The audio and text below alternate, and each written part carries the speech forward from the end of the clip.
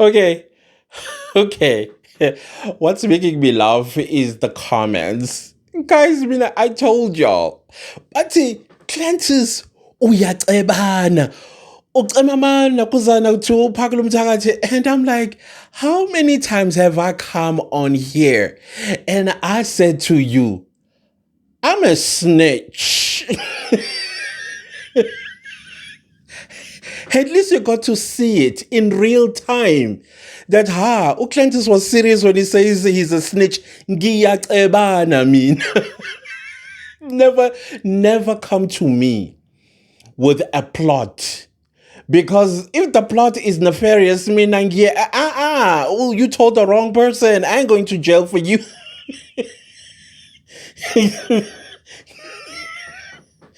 I snitch. Okay, I snitch. And it ends there. But anyways, I am recovering. But my chest, it feels like somebody came with what they call that curry in KwaZulu Natal, mother-in-law. Like somebody spread mother-in-law all over my insides. It feels like I ate chilies and it spilled into my lungs.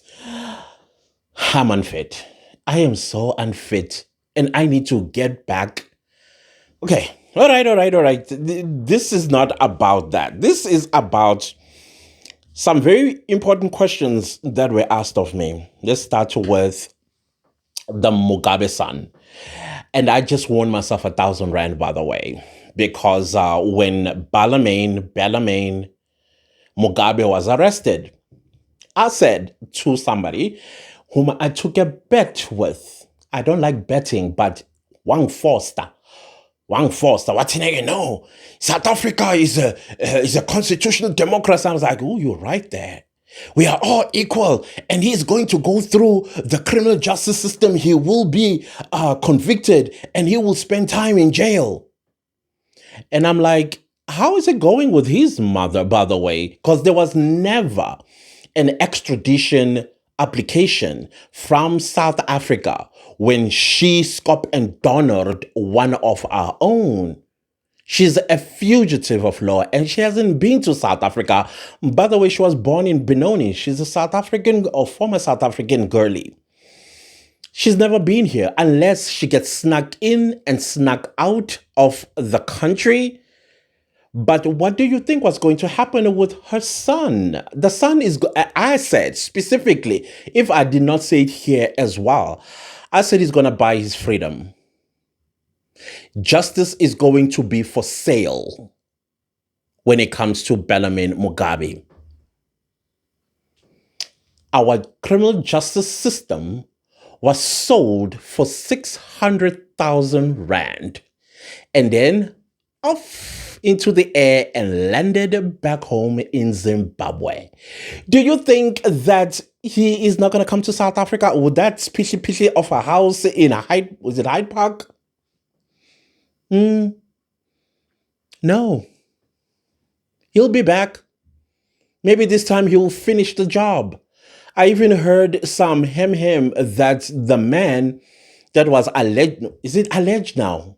Well, he accepted, so it's no longer allegations, it's a fact. When he shot whatever man that is, that he was going to get paid 400,000 rand. But already from what we already heard, the man was terrified to even remember what happened to him. And in South Africa, especially a criminal justice system, when you unalive somebody, one of the evidence that is collected is the weapon. Yeah, he did not give up the weapon as he left South Africa. Our criminal justice system, once again, when it came to the Mugabes, non-existent. And as South Africans, we supposed to say what again? Understand, South Africans. You just gotta have to understand. Mugabe was a Pan-Africanist. Why do you hate black people? That is what we are going to get. And of course, typical South Africans, what are we going to do? Forget. But you do what Bellarmine Mugabe did. Number one, you will still be going to trial for attempted murder. And if you are found guilty, we're talking 12 years here. And you would be convicted and sentenced to 12 years. And if you are concealing the weapon that you used to attempted unalive somebody, you'll be defeating the ends of justice. That's 5 years in jail. Well, it will also depend on the circumstances, how grave the circumstances were. Maybe you were concurrently going to serve 8 years on top, not even on top. Is it on top? What is concurrent again? Yeah, on top. It's because they're gonna move together. I'm not surprised. So I went to my other neighbor and I was like this, when I saw this while I was at the march, taking a breather, because I was like, somebody help me. Oh, hey, I'm telling you guys, I have been to a march before, like in my little 20s, but it did not move the way this one was moving. We were walking on air. And I was like, no, I'm still on the ground. How come I'm huffing and puffing and everybody? Not that Nisi huffing and puffing. Oh my gosh. I was like, why everybody? And women, you are kind of strong, Shem. The women, I mean, they put me to shame. I don't want to lie. They were running, especially those MKP ladies. They are not wearing those camouflage for nothing. They move. Ngoba phela ukikiza is very, that's ululating. It's important in that whole thing. Imkikizo is very, so they have to move with those. Okay, anyways, let's move to the next topic. The next topic is the Majanga Commission of Inquiry. Y'all be like, Clantis, what are your thoughts about the Minister of Justice coming and telling the people of South Africa that, oh, well, we're running out of the budget for the Majanga Commission of Inquiry, and they're currently left with 23,000 out of the 120, 120 million? Not 120,000. Okay, I'm still fried, okay? So let's get this straight. The Majanga Commission of Inquiry was given over 100 million rand, I think 130 million rand. And it was supposed to run for 3 months. Okay, now they are left, because there was a bit of an extension, now they are left with 23 million rand. And the Department of Justice and Constitutional Development says we don't have the money to fund the Majanga Commission of Inquiry. Once again, we are dealing with criminal codes in our country. Criminal. Do you know what that means? So that means where crimes are committed against the citizens of this country, you cannot tell us you don't have the budget. Didn't we collect 2 trillion rand? Didn't we? Where is that 2 trillion rand is going to go to, ma'am? The Zondo Commission of Inquiry was extended to a point where it was paid 1 billion rand.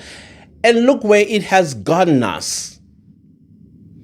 And now that when you look at what is actually now about to happen in the Majanga Commission of Inquiry, where probably fingers might end up in the Department of Justice and Constitutional Development, you're like, let's just tell them that we have run out of budget. And the telltale sign that this is deliberate is for the comrades. We are told that Karim, he is he is in a critical condition. He can't even move. He was supposed to appear in the Majanga Commission of Inquiry today. He was subpoenaed because the last time when he was supposed to appear, he was at the gym and he held his chest because it was tight.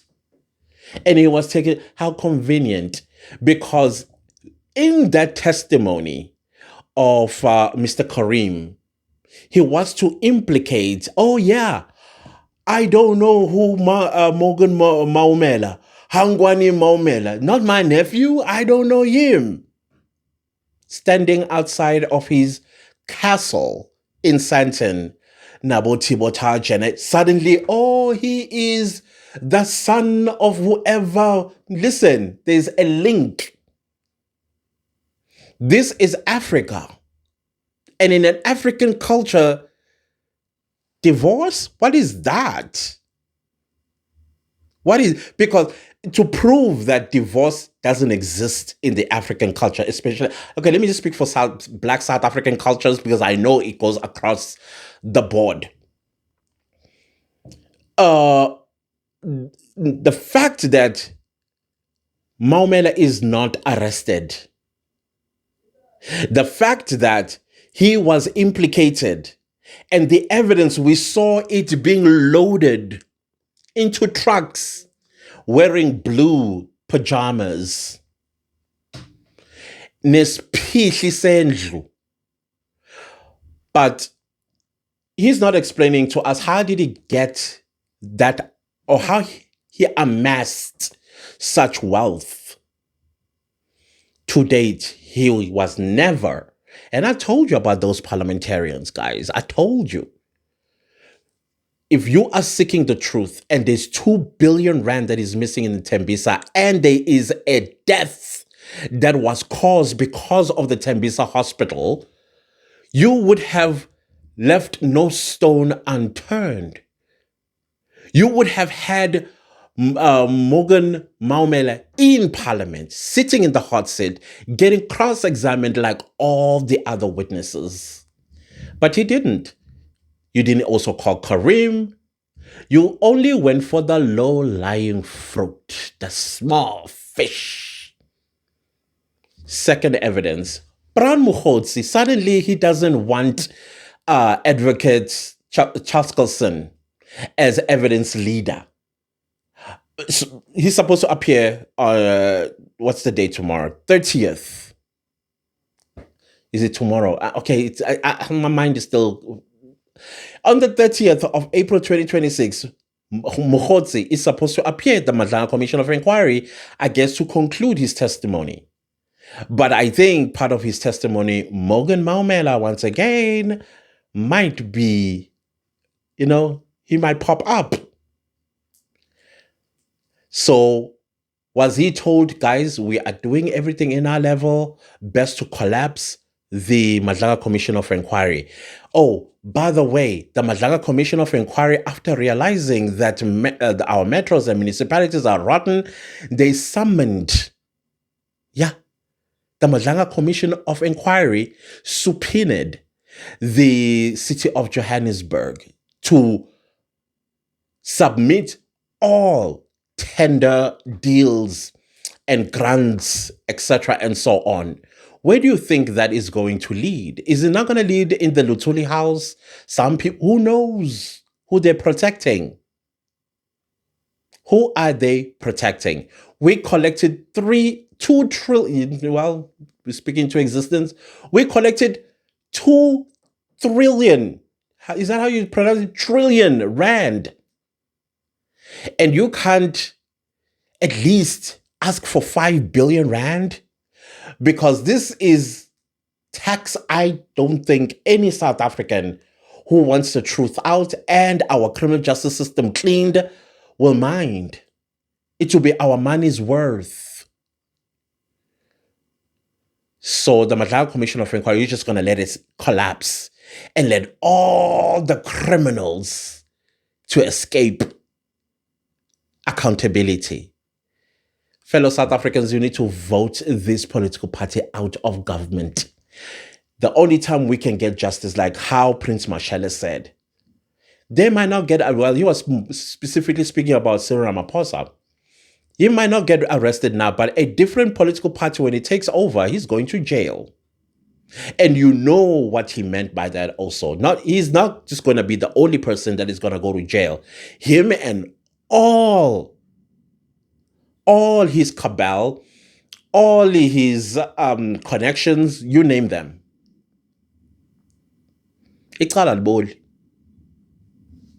So do you boo, I suppose, Minister of Justice and Constitutional Development? This is to protect. It's as clear as daylight. Karim suddenly has a heart attack. Brown Mukhotsi is delaying. This is delay tactics. Like, give us time, but in the mean to give us the time for the thing to collapse. Delay this process. Say that you don't want Charles Colson.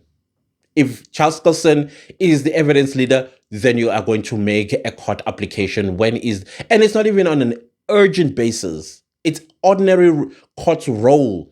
Do you know an ordinary court's role, how many months that is?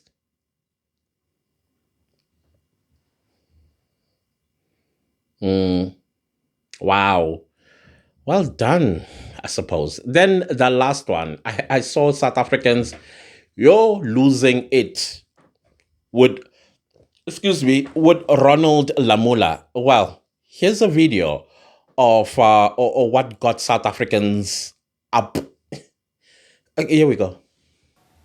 Economic challenges that our people are facing is the second phase of our freedom that we need to attend to, and which the Constitution calls upon us to attend to. And it is unfortunate that during this period of celebrating our freedom, there is a group of vigilantes who are moving up and down, hunting foreign nationals of African descent, attacking them on the basis of where they come from. And we want to continue to condemn that action of attacking foreign nationals in our country. The issues of socio-economic challenges that are happening are issues that we all have to address to grow the economy, to resolve the unemployment challenge, and not only for South Africa, but it's also an issue we have to engage with our brothers in the SADC region to work together for the Zimbabwean economy to grow, for the economy in Zimbabwe to grow, to create employment, Mozambique, and many other parts of the region. So this is a shared responsibility that will continue to engage our brothers. So I did respond to this video in a TikTok, and my brain is fried. But this is how I responded to this madness, Ronald Lamola. Here we go. What did we do to deserve this? So I don't know if you saw Ronald Lamola.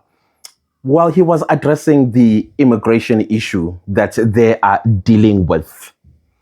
So I want you to listen to him attentively. There are some allegations that he makes.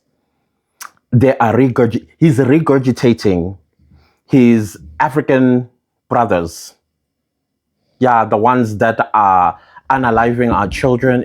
Anyways, you already know what they are doing in our country and to our youth. These issues, there is a challenge indeed in our country of illegal migration that as a receiving country that we are dealing with. And that challenge must be dealt with by law enforcement, the police, the labor inspectors. It's not for citizens to effect citizens' arrest. It's for the police to attend to it.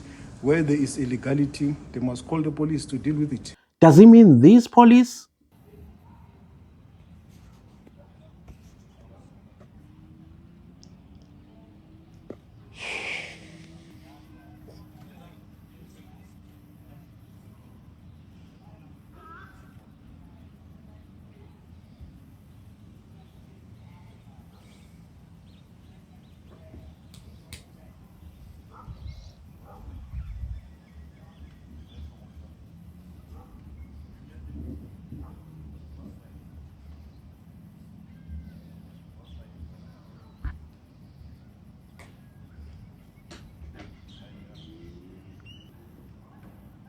my God, come check this out. Come check this out. A police officer hitting these guys up for a bribe. And I'm recording it. Tell me why he's accusing the people of South Africa that want their country back, vigilante groups. And he doubles down on that and even lies and say South Africans hunt. Do you know what is to hunt? Yeah, hunt immigrants. He can't bring himself to even saying illegal immigrants. So he wants the world to know that South Africans are hunting immigrants, legal or illegal, doesn't matter. But then he goes and becomes very specific and say of African descent. Okay, I don't want to play the entire video, but vote them out. Basud, vote them out. Excuse me. Now, there's something that I remembered. There's some people who got offended, people of Action SA. In my video, the one where I was showing you guys marchers, I said something like, in the beginning, it looked like an Action SA rally. I mean, it did. There seems to be a bit of a division. You have March and March there, and then you have Action SA right there. So I'm hoping that there's no political hijacking of this march. I hope that Action SA will take a step back, because this is the People's March. South African People's March is not a political rally, and it must not look like a political rally at all. Even myself, I'm covered up until the march officially begins. That to me is politicking, and yet March and March right over there, they're doing their own thing. So there's no unity thus far, and it's almost looking like an Action SA rally, and that would be wrong. Mr. Herman Mashaba, with due respect, we appreciate that you are here, but it shouldn't look or feel or even purported to be hijacked by Action SA. This is a March and March march, meaning the people of South Africa as a whole, non-partisan. That's just my observation. In Mary Fitzgerald Square, you had a bunch of Action SA people, and I'm saying a bunch, including a big billboard of Herman Mashaba and Xolani Khumalo. And it almost looked as if the march was getting hijacked. And there was a gentleman that approached me, kind of like recognized me, and we ended up chatting. And I said to him, listen, this is starting to look like an Action SA march. In fact, I said rally. Well, he got a little defensive, and I was like, hey, the context is very clear of what I'm saying. This shouldn't be overwhelmed by politics or political parties. This is a people's march. This is for the people of South Africa. And when you see a political party that almost looks like it's dominating a people's march, that was my observation. But what I appreciated about this Action SA gentleman, I think he saw it the way I did, because I think 15 minutes later, I started seeing less and less and less of Action SA people. I don't know if he went and told the leadership, hey guys, it's starting to look like we are hijacking the march, because Action SA t-shirts, you could actually almost count them, how many there were there, but still the same amount of crowd. So he took leadership, and I appreciated that when he reduced the number of Action SA. I don't know, maybe he said, guys, put on your other t-shirts, whatever it is that you have, just because we're now looking, and the perception is that we are hijacking the march. And I also did hear some March and March people were wearing March and March t-shirts complaining about Action SA. So that's what I meant when I said that. And I meant it, that I think political parties, it's important because March and March said all South Africans, including political parties, you are welcome to the march.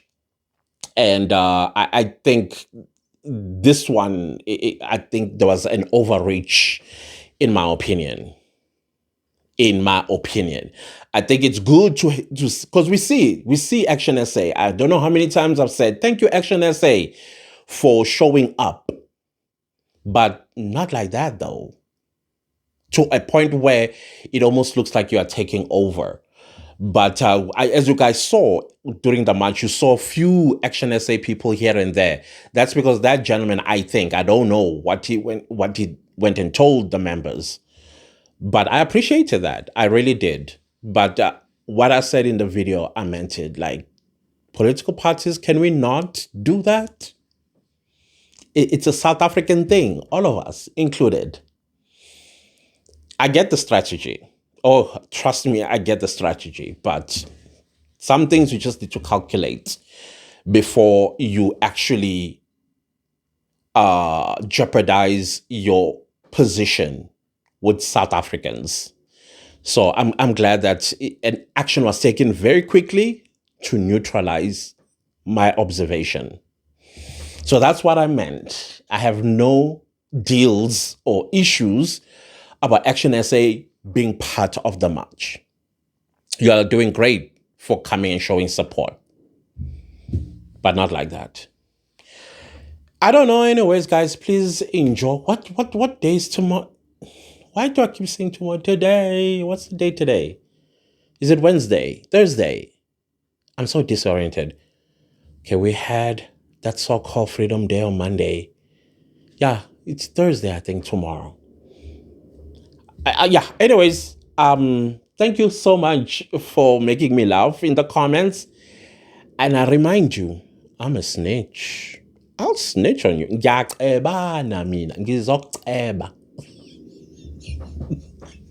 But anyways, thank you all so much. I'm enjoying reading your comments. They are so hilarious. They are very hilarious. Thank you. I love you all. Be good. Take care of yourselves and take care of your loved ones. And umazwi siyamfuna back. Goodbye, guys.